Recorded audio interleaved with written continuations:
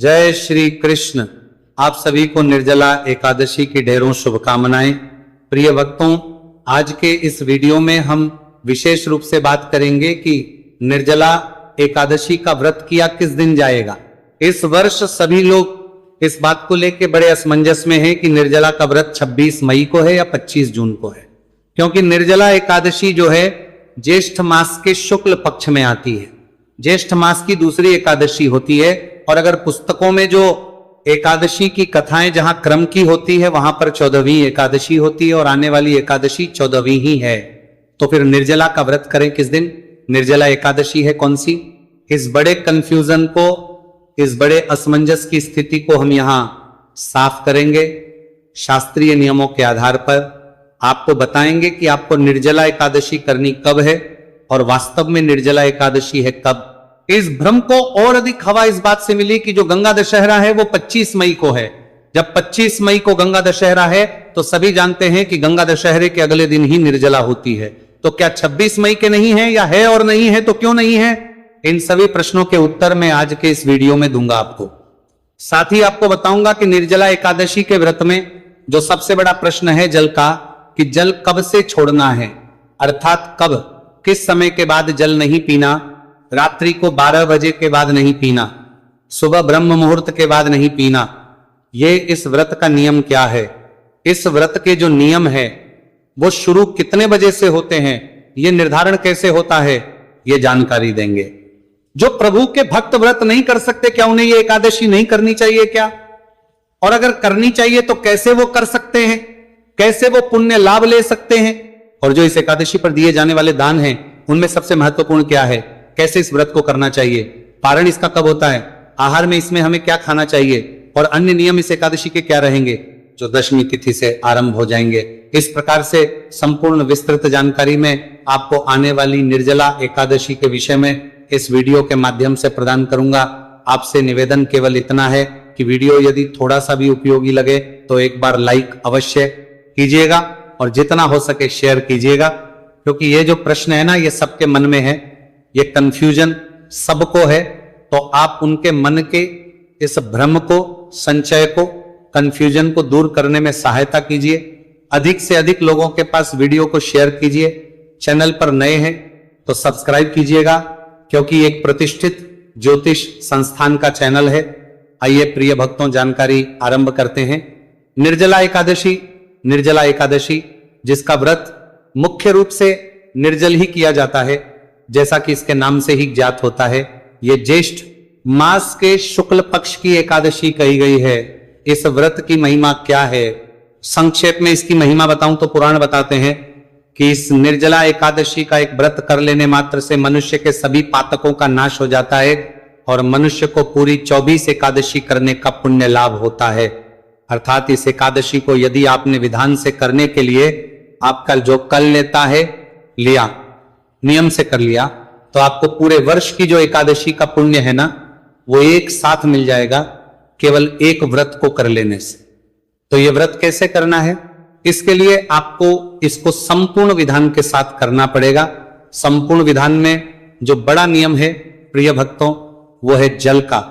अगर आप इसको निर्जल रहकर पूर्ण रूप से समय के अनुसार पूर्ण करते हैं तो आपको सभी एकादशी का पुण्य फल प्राप्त होता है। निर्जल से अभिप्राय क्या है, कब से निर्जल रहना है? देखिए आज के समाज में अनेकों भ्रांतियां हैं।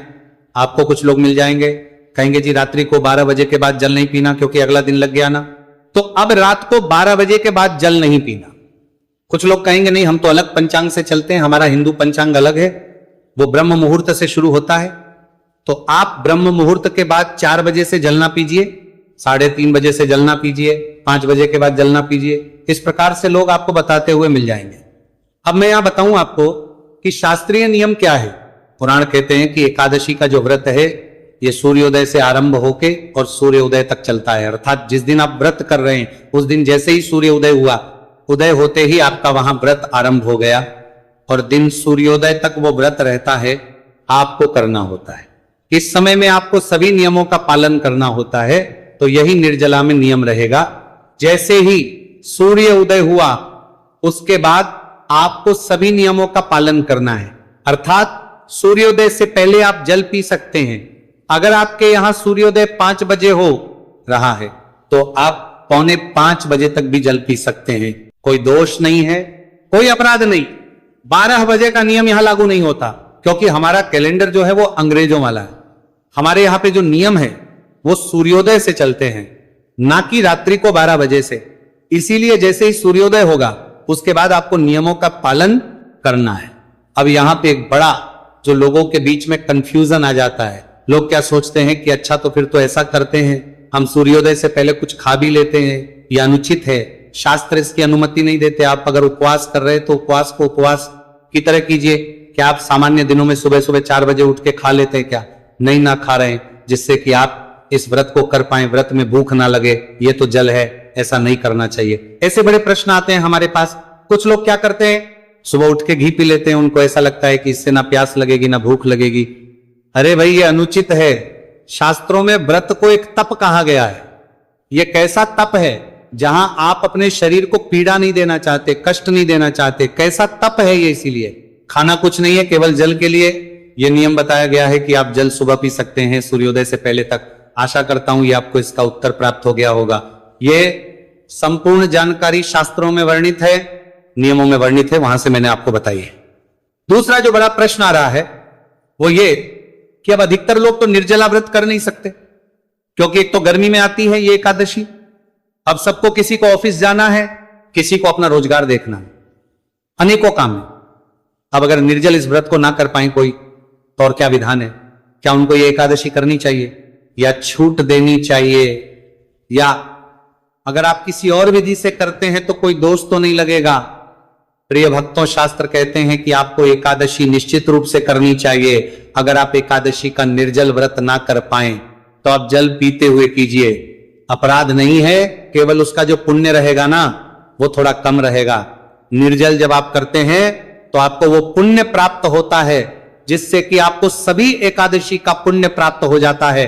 ये सर्वाधिक पुण्य देने वाला नियम है। जब आप निर्जल रह के एकादशी का व्रत करते हैं तो आपको 24 एकादशी का पुण्य प्राप्त हो जाता है। अगर आप जल पीते हुए करेंगे तो आपको 24 का तो नहीं होगा, लेकिन एकादशी को करने का पुण्य लाभ अवश्य होगा। तीसरा, आप इसको अन्य एकादशी की तरह भी कर सकते हैं, क्योंकि हो सकता है बहुत से लोग ऐसे भी हो कि नहीं जी, अब हमें कुछ तो खाना ही पड़ेगा, फल खाने पड़ेंगे या दूध पीना पड़ेगा, कुछ ना कुछ आहार देना पड़ेगा। कारण क्या है कि लोगों की बहुत सारी दवाइयां चल रही होती हैं।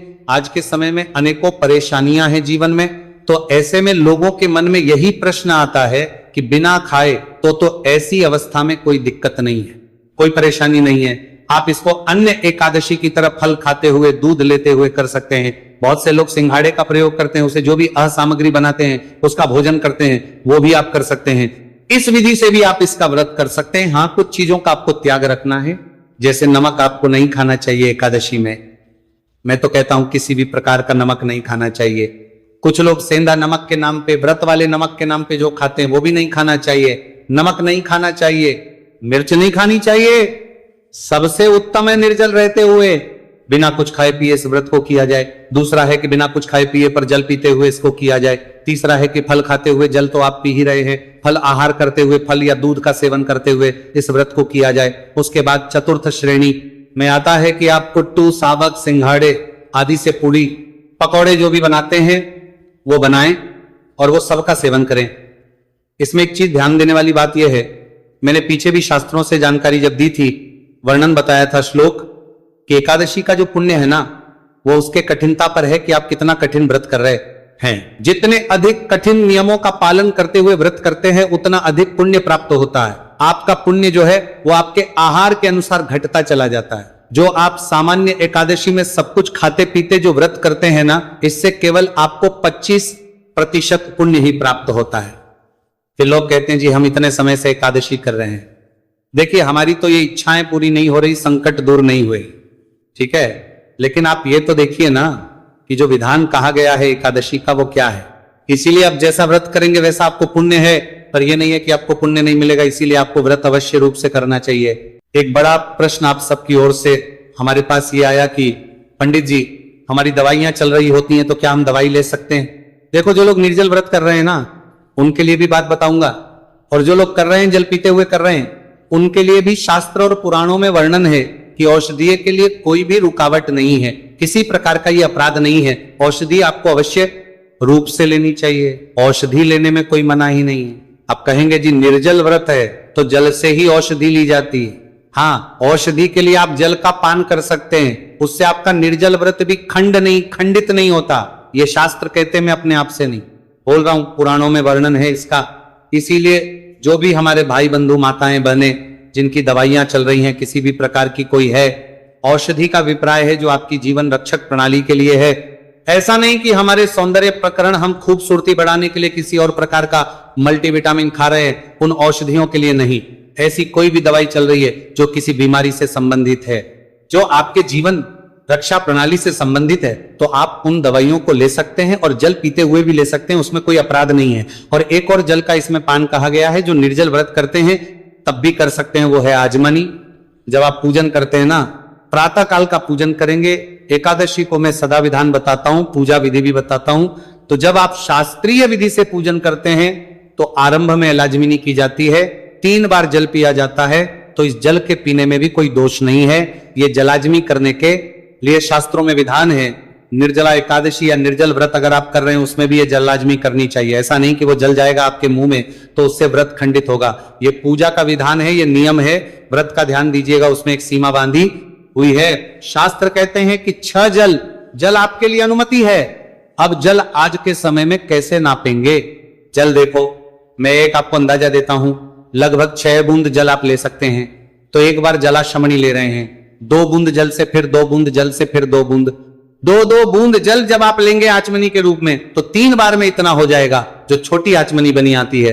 अगर आपके पास वो होगी तो उस आचमनी में लगभग 2 बूंद जल ही आता है। तो इस प्रकार से आप जल आचमनी कर सकते हैं। मैं पूजा की विधि में आपको बताता हूं उस समय पे कि आपको इतना ही जल लेना जिससे कि आपका व्रत खंडित ना हो। तो इस प्रकार से आप इस व्रत को करेंगे। इस व्रत में आपको सायं काल को कीर्तन करना चाहिए, कीर्तन का बड़ा फल कहा गया है। और रात्रि काल को जागरण करना चाहिए, इसका पुण्य फल अत्यधिक कहा गया है। कीर्तन अगर आपके आसपास मंदिर है तो वहां होते होंगे, आप वहां जा सकते हैं। अगर आसपास मंदिर नहीं है, कीर्तन नहीं होते हैं, तो मैं आपको एकादशी पर एक वीडियो बनाता हूं जिसमें वो सभी स्रोत और पाठ होते हैं जो आपको एकादशी का पुण्य फल देते हैं। भगवान नारायण स्वयं कहते हैं कि या तो मनुष्य को नाच गा के कीर्तन करना चाहिए, अन्यथा इन स्तोत्र पाठ को सुन के वह कीर्तन का पुण्य फल प्राप्त कर सकता है या इनको पढ़ के। तो मैं आपके लिए एक ही वीडियो में वो सारे स्रोत और पाठ अपलोड कर देता हूं जिससे कि आप उनको सुन के घर बैठे कीर्तन का लाभ ले पाते हैं। और उन्हीं में से स्रोत और पाठ जो है वो रात्रि जागरण को सुनना परम होता है, तो रात्रि जागरण को भी आपको उस वीडियो का लाभ लेना चाहिए। जो भी हमारे साथ भक्तगण व्हाट्सएप के माध्यम से जुड़े हैं उन सबको वो सीधा भेज दिया जाता है। प्रत्येक एकादशी पर आपको उसका खूब लाभ लेना चाहिए। और अगले दिन सूर्योदय से पहले आपको उठना चाहिए और व्रत का पारण पूजन करना चाहिए। पूजन करने के बाद ब्राह्मण को दान दक्षिणा आदि देने के बाद फिर आपको व्रत का पारण करना चाहिए। यह विधान है। इस निर्जला एकादशी को करने का पारण की विधि क्या है, पारण कैसे करना है, इसकी जानकारी मैं समय आने पर आपको अलग से वीडियो के माध्यम से दे दूंगा। और पूजा विधि क्या है इसकी जानकारी भी मैं आपको अलग से पूजा विधि के वीडियो में दे दूंगा। निर्जला एकादशी के और बहुत से वीडियो अभी आने वाले हैं। अब मूल विषय पे आते हैं कि व्रत आपको करना कब है। प्रिय भक्तों, शास्त्र कहते हैं कि निर्जला एकादशी का जो व्रत है ये ज्येष्ठ मास के शुक्ल पक्ष की एकादशी को किया जाता है। ज्येष्ठ मास के शुक्ल पक्ष की एकादशी को इसी दिन यह व्रत पान में भीम ने किया था, बाकी पांडवों ने किया था। इसीलिए इसको भीम एकादशी या पांडव एकादशी के नाम से भी जाना जाता है। यही वो दिन होता है जब वो योग बनते हैं, वो नक्षत्र होते हैं जो इसको सर्वाधिक कल्याणकारी बनाते हैं। बहुत से दर्शक कहेंगे पंडित जी शुक्ल पक्ष तो आरंभ हो ही गया है क्योंकि अमावस्या निकल गई। अमावस्या के बाद जो पक्ष आता है वो शुक्ल पक्ष होता है। निश्चित रूप से अमावस्या के बाद शुक्ल पक्ष होता है। लेकिन आप सभी जानते हैं कि इस वर्ष अधिक मास है और अधिक मास की जो है ना वो ऐसे की जाती है कि वो माह के मध्य से शुरू होता है, क्योंकि अधिक मास सदैव शुक्ल पक्ष से शुरू होता है। शास्त्र और पुराण यही वर्णन करते हैं। तो जैसे ही ज्येष्ठ मास शुरू हुआ, पहले 15 दिन कृष्ण पक्ष के गए और फिर अमावस्या आई। अमावस्या के अगले दिन से अधिक मास आरंभ हो गया। इसी कारण से 13वीं जो एकादशी थी अपरा, वो तो निकल गई ज्येष्ठ कृष्णा। लेकिन ज्येष्ठ शुक्ल जो निर्जला एकादशी है वो अभी नहीं होगी, वो एकादशी मास समाप्त होने के बाद आएगी, क्योंकि अधिक मास की अपनी दो अलग एकादशियां है, उनका अलग विधान है, अलग नियम है। इसके विषय में मैंने जानकारी आपको अपलोड कर दी है, उसका लाभ लीजिएगा कि ये जो एकादशी है अधिक मास की, ये किस प्रकार से करनी है। आने वाली एकादशी है पद्मिनी एकादशी, जो कि व्रत किया जाएगा 27 तारीख को, 26 तारीख को सूर्य के मुख से एकादशी है, पर इसका व्रत 27 को अधिक उत्तम है। वो मैंने उस वीडियो में विस्तार से समझाया, उसको समझिएगा कि क्यों 27 को करना है। प्रत्येक एकादशी के अपने नियम और होते हैं, उस विधान के अनुसार वो जानकारी है।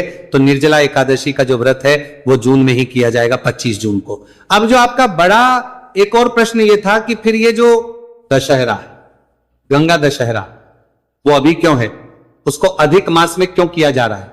तो उसके विषय में विधान ये कहता है कि एक तो अधिक मास में दशहरा अलग से नहीं वर्णित किया गया है, दूसरा शास्त्र कहते हैं ज्येष्ठे मलमासे सती तत्वैव दशहरा कारणाथ शुद्धि, अर्थात ज्येष्ठ अधिक मास मलमास यदि हो तो ज्येष्ठ अधिक मास मलमास में होने पर गंगा दशहरा उसी में करना चाहिए, शुद्ध द्वितीय ज्येष्ठ में नहीं करना चाहिए, ऐसा शास्त्र की अनुमति है। शास्त्र का कहना है कि अगर अधिक मास मिल रहा है और गंगा दशहरा आ रहा है, अर्थात ज्येष्ठ मास में अधिक मास है, तो आपको अधिक मास में जो दशहरा आ रहा है, शुक्ल पक्ष की जो दशमी तिथि आ रही है, उस दिन आपको गंगा दशहरा मनाना चाहिए, ना कि आपको की प्रतीक्षा करनी चाहिए। इसीलिए गंगा दशहरा जो है वो इस वर्ष मई 25 को है, और निर्जला एकादशी का जो व्रत है वो उसे लगभग 1 महीने बाद 25 जून को रखा जाएगा।